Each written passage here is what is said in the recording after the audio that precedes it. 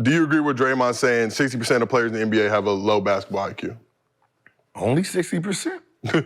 They said that was being nice. Only 60%? I mean, when it comes... The team, and you know, the league is younger, right? Younger, they're coming straight from AAU, spending 1 year in college. Like, it's not gonna have the IQ of, you know, the 80s and the 90s, you know, players that really understand the game. Yeah. 60% don't have, I'm thinking 80, 85. Yeah. I mean, half these players, you can see when they get out of time, you know, timeout, coach drew the play up, they sitting there like, where'd I go? Like, right? Well, that's why the game has been simplified the way that it has. You look at how, when we was playing, it was complex. There were plays, there were sets, there was counters, there were strategies defensively. There was, you know, you had to know the terminology of every pick and roll coverage. You had to know, you know, how to follow the teams underneath where you're guarding a Utah Jazz, you're guarding a Spurs team. Everybody played differently. You had to be on your shit. You actually got the playbook. You had to have the playbook. If you wasn't a star player that didn't really necessarily need that, to be in the game, you had to know strategy. You had to know all of this. Now they've just simplified it for where now players are just like, all right, this nigga's gonna go one-on-one. We're gonna load up. When he swing, we close out. And then offensively, sit in the corner, nigga, and wait for the ball and shoot it. 5 out.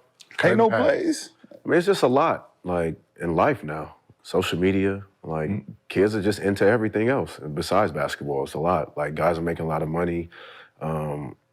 Like, the history of it, like, the history of the game is not really, people don't really appreciate it as much anymore because, you know, everybody's doing so much different things now. So that's probably why the IQ is so low, too, because we're not respecting the history of the game. Yeah. And is there a difference between having a low IQ versus no feel for the game? Or is that one and the same? That's a good-ass question. Yeah. I think it's two different things. Having a feel for the... Playing enough. Like, having a feel is like playing enough to know how the game like, having a feel is just, we can go out right now and just have a feel. Yeah, we know. play the game the way it's supposed to be played. Yeah, having a feel is, I guess it's pretty much the same in a sense, right? A guy who's been playing basketball a long time, just go out there and can play backdoor, read, he can do all that, which can be considered a high IQ player. So, I mean, I just come from reps, right? Like, actually, I think the emphasis nowadays, a lot of guys do individual training, skill work, but like when we were younger, it was like, go to the park, we playing for 5, 6 hours, whatever it may be. And like y'all are saying, just actually learning the game of basketball from a team standpoint. It's experience. It's IQ gives you experience. And also, the movement of the game is completely different now. Like, the way the ball moves now versus then. So but like, credit to what you said, if you don't watch, a lot of these kids don't even know who some of these old players are, you know? So if you didn't watch, your only idea of what the game's like is what you've seen. Mm-hmm. So a lot of people aren't keeping the good, meaty parts of the old school game and bringing it. It was left behind. Like, that's wild because you can literally go on YouTube now. Yeah. Like, we didn't have that option. Like, Yeah, we had to watch NBA on NBC. Live, right when it was on. And if you didn't put that shit on VHS, you wasn't gonna see it again. Yeah. But you can literally go watch whole ass games from pretty much any point in the league's history. So you should be able, these guys should have a higher IQ and be more skilled now in theory, but. So take a player like Andre Miller. I think we could all say Andre Miller was a high IQ guy, right? Yeah.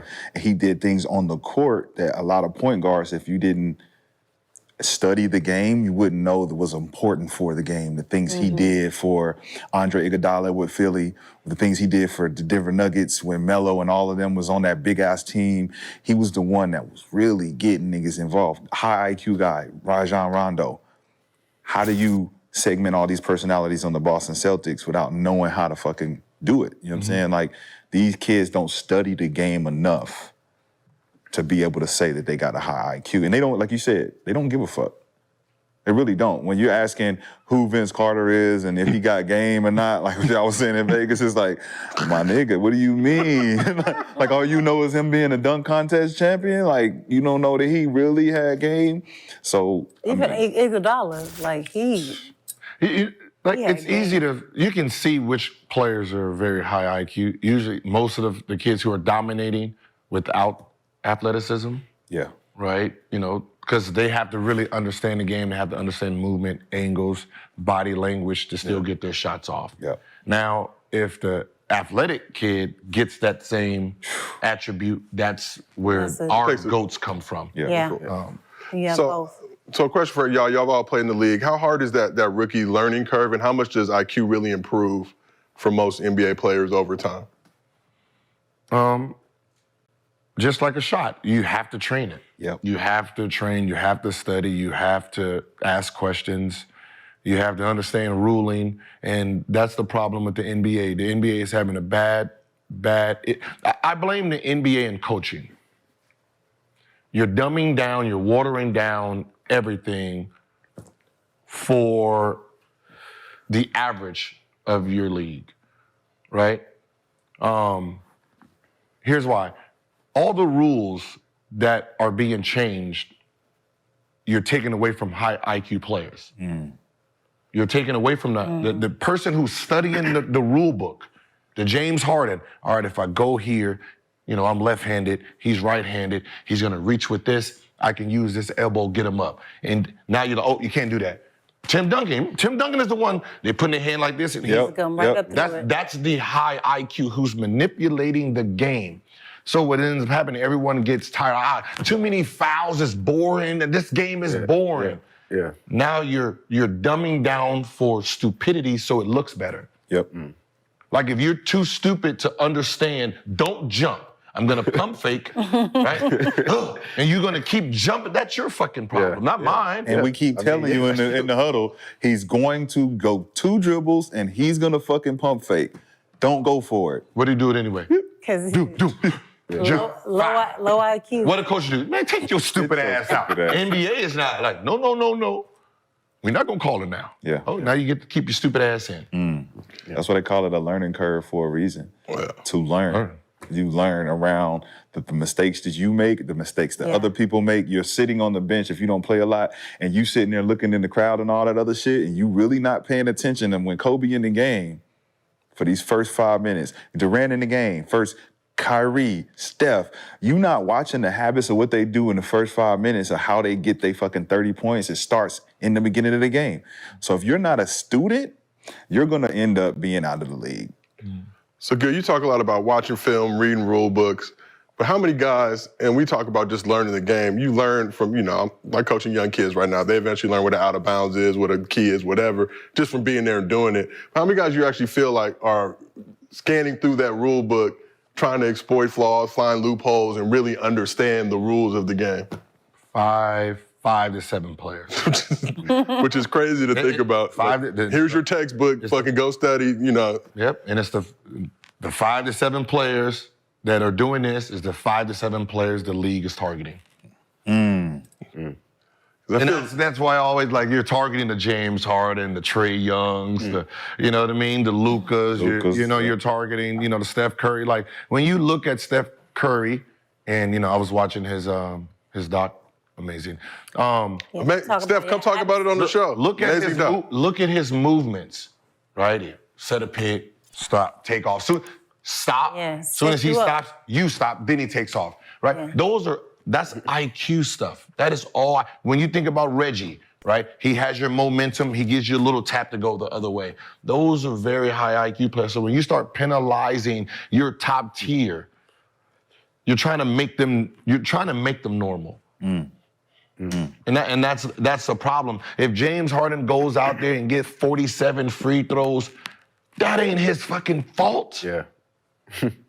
That ain't his fault. Adjust, understand. He's reading, he's learning. Bad defense. And you're getting mad for the ability to process the information. This might hurt some feelings, but I'm blaming it on these fucking summertime trainers. It's in there fucking bop, bop, bop, bop, dribble, and ain't nobody fucking working on strategies on how to fucking play defense. Like if you're gonna teach offense, right, you gotta teach the defensive side of that as well. I gotta guard this shit. So when I go in, I see like a dribble too much or all these guys, and I'm like, all right, I see you putting these dudes through these dribbling joints. Let me guard this shit. Let me guard this shit. But let's guard it with 4 other players on the floor because you don't got that much space to do all this shit that you think you're doing. We got an opportunity now to expose this because it's fucking up the game. It's fucking up the game because now if you want to try to get fouls, T-Mac talked about it. He's training his son 3 dribbles max because not everybody gets the opportunity to dribble the fucking air out of the ball. You don't get the. So if you can guard a guy with 3 dribbles max and you can shut him down and know he got to pass it by the 4th dribble. There's other shit going on in the court, right? That's just fine one-on-one. Right. But now you put 8 other players on the court. Yeah. That space is getting eaten up. There's a dude coming to smack from behind, whatever it may be. So it all looks great. Like you see all the videos, trash can be killing that trash can. That trash can work. But real life, that trash can is a human being moving. That's fucking sure. What's up, everybody? As you know, Gilbert Arenas is presented by Underdog Fantasy. Underdog Fantasy is the easiest and best way to play fantasy sports. You can pick higher or lower on your favorite players' fantasy projections, and you have the opportunity to win up to 20 times your money in a single night. We're doing the 5 ways, the 4 ways, the 3 ways. You know, you can do them 2 ways too, but the real bread is at the 5-way. Who you rolling with right now? Oh, you got I just picked the 5-way. that WNBA. WNBA, all 5, let's rock it. Let's get this Yes, bread. sir. Now, Underdog is available in 30 states and Canada, except Ontario. Get your minds right. Get on with the Underdog Fantasy crew. And if you want to get down, use promo code GIL and Underdog will match your first deposit up to $100. You put 100 in, they give you 100 right off the top. You start with 200, really get them pick'ems going. Everybody out there, make your next move your best move. Download the Underdog Fantasy app, use promo code GIL, and they will match your first deposit up to $100.